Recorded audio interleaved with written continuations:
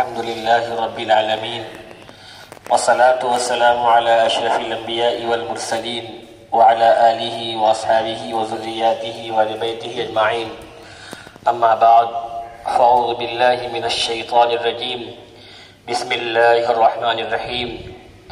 لو كان فيهما آلهة إلا الله لفسدتا. صدق الله العظيم.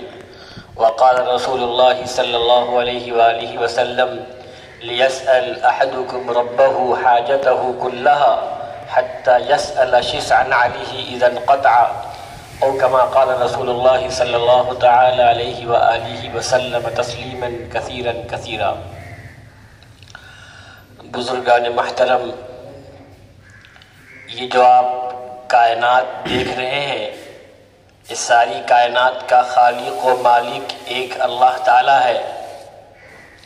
ہم تقریروں میں سنتے چلے آ رہے ہیں، کتابوں میں پڑھتے چلے آ رہے ہیں، اور جا بجا انسان کو وقتاً فوقتاً اس کی یاد دہانی کرائی جاتی ہے، کیونکہ شیطان انسان کا دشمن ہے، اور شیطان انسان کے ایمان کو چھیننے کی کوشش کرتا ہے. اور قرآن مقدس نے خود ہی ارشاد فرمایا: وَذَكِّرْ فَإِنَّ الذِّكْرَىٰ تَنفَعُ الْمُؤْمِنِينَ، کہ یاد دہانی کراتے رہیے، کہ یاد دہانی کرانا ہی ایمان والوں کو نفع دیتا ہے. تو یہ بار بار یہ باتیں کہی جاتی ہیں، اس کے باوجود ایک بڑی تعداد ہے جو اس بات کو ماننے کو تیار نہیں ہے کہ زمین و آسمان کا بنانے والا کوئی رب ہے.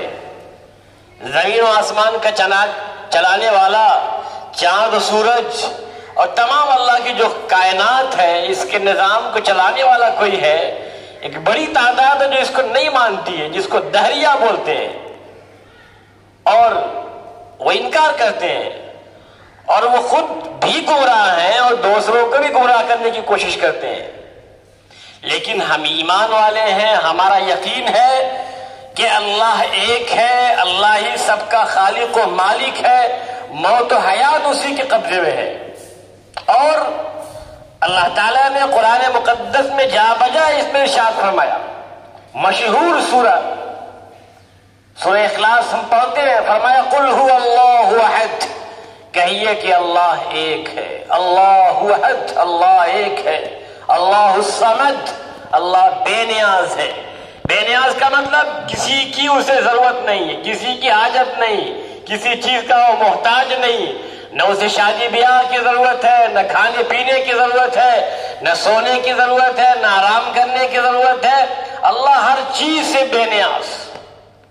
اللہ الصمد، لم یلد ولم یولد، نہ اللہ کا کوئی باپ ہے، نہ اس کا کوئی بیٹا ہے، نہ وہ کسی سے پیدا ہوا، نہ اس نے کسی کو پیدا کیا. وَلَمْ يَكُنْ لَهُ كُفُوًا أَحَدٌ، کوئی اس کا شریک نہیں ہے. اس کی خدائی میں کوئی اس کا ساجدار نہیں ہے، کوئی اس کا ہمسر نہیں ہے. ڈنکے کی چوٹ پہ اللہ نے اعلان فرما دیا. اور یہ بھی فرمایا: لَوْ كَانَ فِيهِمَا آلِهَةٌ إِلَّا اللَّهُ لَفَسَدَتَا، اگر آسمان و زمین میں اللہ کے علاوہ اور بھی معبود ہوتے، دوسرے خدا ہوتے، لفسدتا، تو زمین و آسمان کا نظام درہم برہم ہو جاتا. آپ اندازہ کریں، ایک ملک کا دو بادشاہ نہیں ہوتا ہے، کسی ایک ملک کا دو بادشاہ نہیں ہوتا ہے، ایک گاؤں کا دو پردھان نہیں ہوتا ہے، ایک ایریا کا دو MLA نہیں ہوتا ہے، ایک علاقے کا ایک سانسد سے اوپر دو سانسد نہیں ہوتے. تو جب چھوٹے موٹے نظام میں دنیا کے ایک ملک کا دو بادشاہ نہیں ہوتا، تو جو زمین و آسمان کو چلانے والا، ساری کائنات کو چلانے والا، اگر کئی اور خدا ہوتے معاذ اللہ، تو وہ کہتا نہیں آج تو ہم دھوپ نکالیں گے، دوسرا کہتا نہیں آج ہم بارش برسائیں گے، دوسرا کہتا نہیں آج تو بدلی رہے گی، دوسرا کہتا نہیں آج تو ٹھنڈک بہت پڑے گی، دوسرا کہتا نہیں ابھی آج تو بہت تیز دھوپ رہے گی. تو لو کان فیہما آلہۃ الا اللہ لفسدتا، اگر خدا کو چھوڑ کے اللہ کے علاوہ دوسرے معبود ہوتے زمین و آسمان میں تو بگاڑ پیدا ہو جاتا۔ ایک عالم نے ایک بڑھیا سے جو سوت کاٹ رہی تھی، چرخہ چلا رہی تھی، اس سے پوچھا کہ خالی چرخہ ہی چلاؤ گی یا اپنے رب کو بھی تم نے پہچانا؟ ارے تم چرخہ ہی چلاتی رہو گی، خالی سوت کاٹتی رہو گی، یا تم نے اپنے رب کو بھی پہچانا؟ اس نے کہا ہاں، اس چرخے سے میں نے اپنے رب کو پہچان لیا۔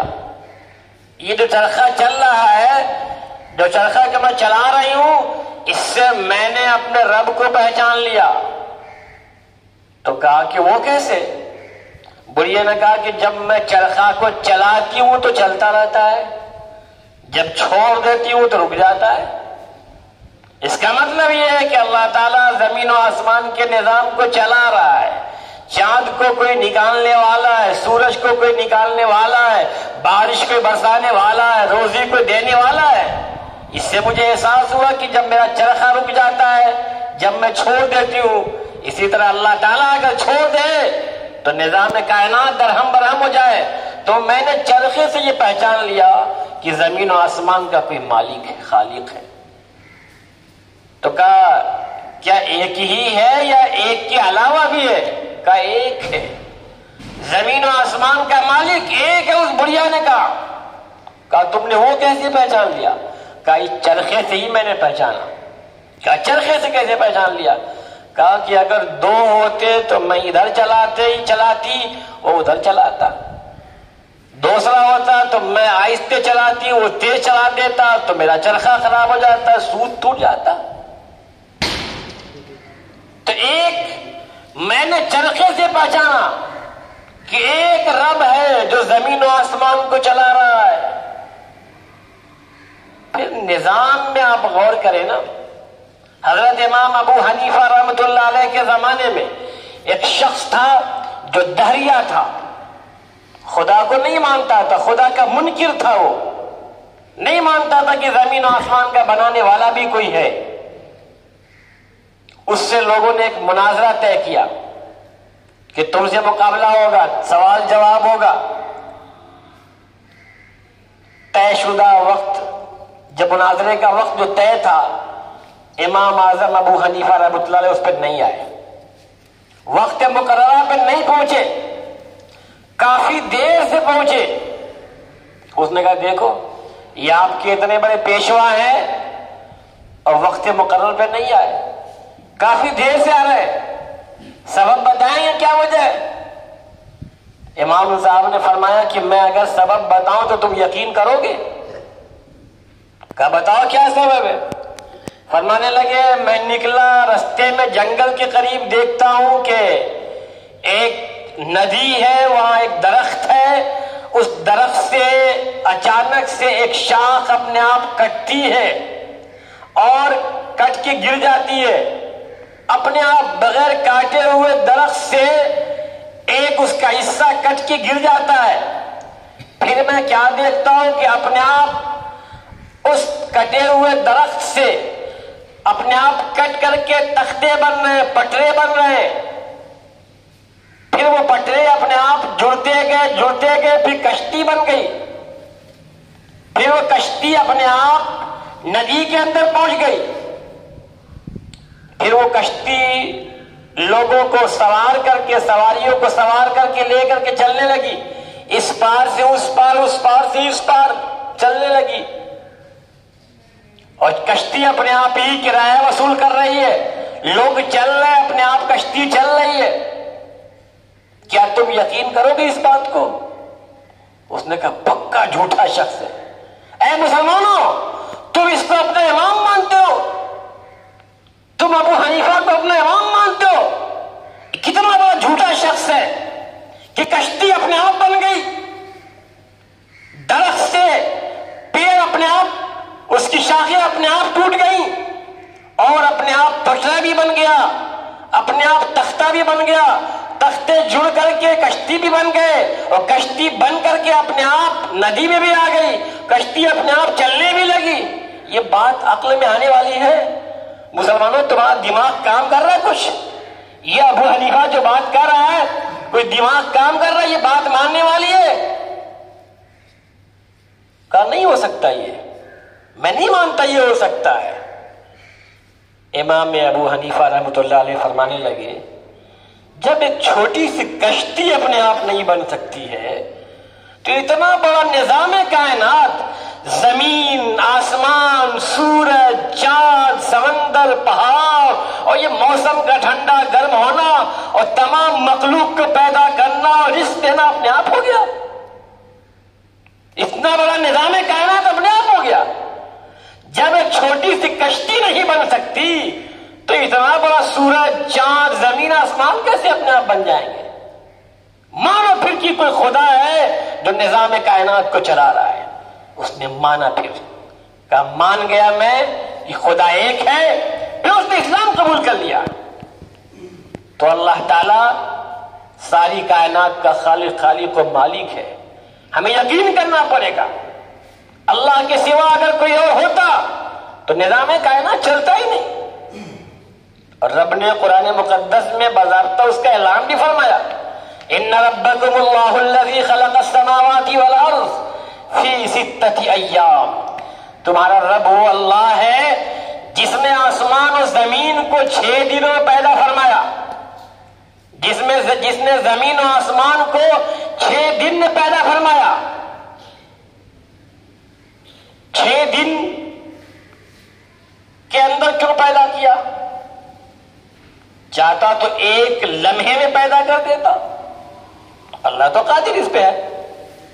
6 دن اس لیے بتایا گیا کہ انسان کوئی بھی کام بتدریج کرے، جلد بازی میں نہ کرے، ہابری میں نہ کرے اور بہت آہستہ میں نہ کرے، اعتدال کے ساتھ کام کرے، سکون سے کام کرے۔